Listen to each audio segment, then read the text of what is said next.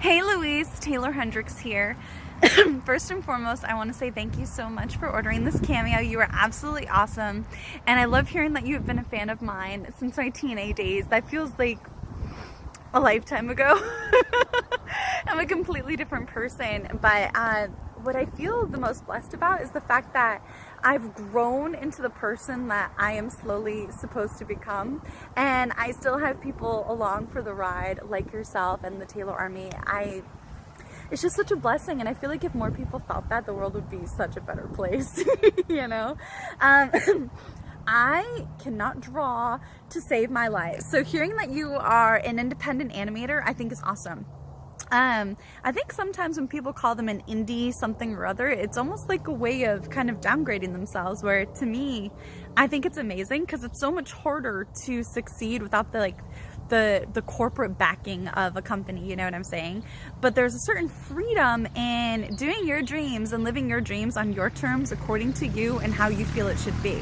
You know, so I don't know if that's how you feel, but own your art is what I have to say, you know, and kind of appreciate the fact that it's on your terms, because I've talked to a lot of different people in my life, and I think a lot of people feel that their value comes from being associated with something else. And yeah, I guess in certain aspects that can be true, but you also don't get a certain freedom that you get with being your own boss, you know? So I think it's amazing, and I just want you to have more positivity when it comes to that. For me, I love being an independent contractor. I love getting to wrestle on my own terms and talk to the people I want to talk to with only needing my own permission. You know, there's a certain freedom in being able to write my own promos and do matches the way I see fit to do them, for telling a story and evolving a character and things like that. Like, to me, that creative freedom, it's so liberating. And to me, you are already successful because you're still doing your dream. And that's what I want more people to kind of really grasp the concept of, you know, you don't need a piece of paper to tell you that you're successful. And success doesn't make you happy. You have to be happy with what you have before you can become happy within success. Like, to become truly happy, not just coincidental happy, you know.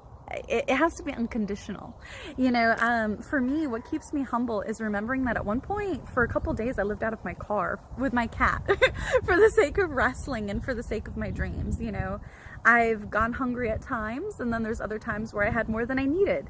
You know, I've gotten tons of clothes at thrift stores because I couldn't afford certain really nice clothes, or dollar store makeup because I couldn't afford, you know, makeup that other girls could afford, you know. And at times that made me feel like I was less than them. But what I learned over the last couple of years is that it doesn't make me less than anybody else. It's all circumstantial. And if I can be happy with dollar store makeup on my face, or secondhand clothes, and, you know, making do living out of a car, then I can survive almost anything. And that's what has made me realize the true art in being not just a survivor, but a thriver. Like, you have to have that certain drive to go after your dreams, and I want you to remember that and always keep that power with you, because that's not something anyone can take away from you unless you allow them to, Louise. So if you are an independent animator, live your truth, and only be surrounded by people that respect your truth and respect your art. You know, I don't know, just to me, it's just the drive, you know. Small minds kill more dreams than the act of pursuing one's dreams. And we're all dreamers as children until we're taught not to. So go after your dreams, Louise, whatever that looks like for you, and be happy. And show that happiness and show all of your emotions with your art. I think it's amazing. Your Mascara Fighters, I think that's so cool, because that is not an art that I am talented in. I can barely draw to save my life. I can barely download. I just started learning how to use my YouTube channel. I am like an old lady when it comes to that kind of stuff, but pro wrestling and movies and writing, that's my stuff. That is the knitting gritty of me. You know, I can't sing or dance to save my life, but it doesn't stop me from trying. I love music, and I love to cook. I love so many different forms of art that are art, in my opinion, in their own ways. So I hope that this lifts you up and gives you the strength and drive and positivity that you need to keep pushing forward.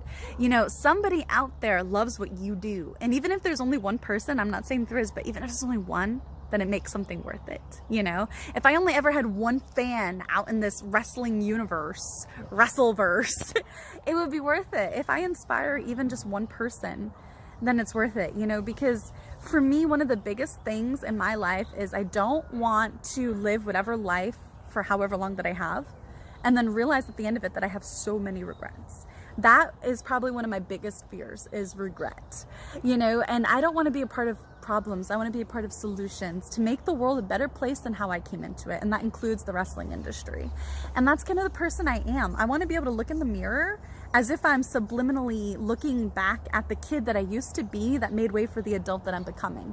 You know, that kid sacrificed being a kid because at some point we have to grow up. And I never want to lose that childlike enthusiasm for what I do. And I want to be able to tell that little kid, that little girl that I used to be, that everything's going to be okay, that I got you. And we're going to do this thing called life, and we're going to be epic. You know, one of the biggest takeaways that I can say, and I hope you really get the feeling behind it, is that you can't do epic shizit with basic people. You know, there's always going to be people that are riding with you, but they aren't for you. Those aren't your people. So Louise, go out and find those people that are going to support you and love what you do. And the only criticism you have is constructive. You know, it's not hateful, it's not negative, it's not people pouring their own insecurities onto you so that you don't become happy or successful. Those aren't your kinds of people. That's a cage, not a circle. And you deserve so much more than that. You know, you deserve to be able to look back on your former self and be like, we did this, kid. We're pretty awesome. You know, because you don't know who's looking at your stuff thinking, oh, wow, I want to do this someday. This is cool. I can take this and do my own version of it. You don't know who those people are. You never know who you're going to be inspiring. But you owe it to yourself, and you owe it to all of them to be a part of their survival guide and to be able to give yourself a high five. That's the biggest things that I can say about art and just about life. So thank you for being a part of the Taeler Army and being on this crazy awesome journey with me. And I hope that this lifts up your quarantine, because I am determined to come out of quarantine better than how I went into it. I am like so jazzed, and I want you to feel that energy too. I want everyone in the Taeler Army, I want to challenge all of you to just be better than you were yesterday, to do things in quarantine that are going to make life, once quarantine is done, epic. So that's my challenge to you. Keep going with Mascara Fighters and kick Taeler Hendricks.